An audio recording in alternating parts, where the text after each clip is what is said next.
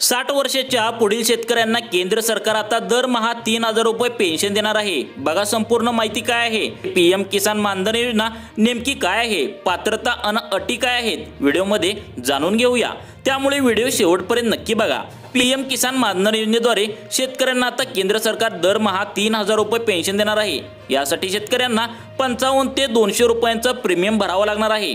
प्रधानमंत्री किसान सन्मान योजनेद्वारे केंद्र सरकार पात्र शेतकऱ्यांच्या खात्यामध्ये 3 हप्त्यामध्ये 6000 रुपये पाठवलेत। आतापर्यंत 17 हप्त्यांची रक्कम म्हणजे 34000 रुपये शेतकऱ्यांच्या खात्यामध्ये पाठवण्यात आले आहेत।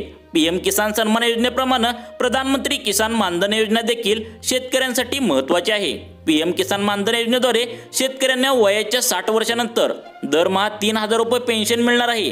ही योजना नक्की काय आहे, या योजनेच्या अटी कोणत्या आहेत, योजनेचा लाभ घेण्यासाठी काय करावं लागतं ते या व्हिडिओमध्ये सविस्तर जाणून घेऊया। पुढे बघा।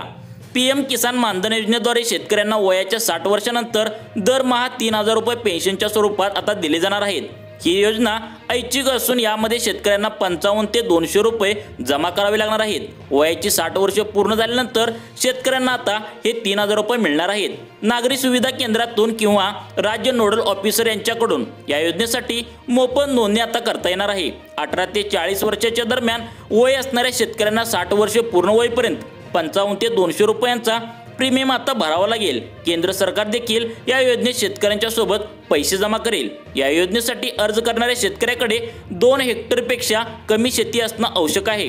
शासकीय आकडेवारीनुसार या योजनेसाठी 20 लाखाहून अधिक शेतकऱ्यांनी आता नोंदणी केली आहे। पीएम किसान योजनेतून शेतकऱ्यांना वर्षाला 6000 रुपये मिळतात। पीएम किसान सन्मान योजनेद्वारे आतापर्यंत शेतकऱ्यांच्या खात्यावर 17 हप्त्यांची रक्कम जमा करण्यात आली आहे।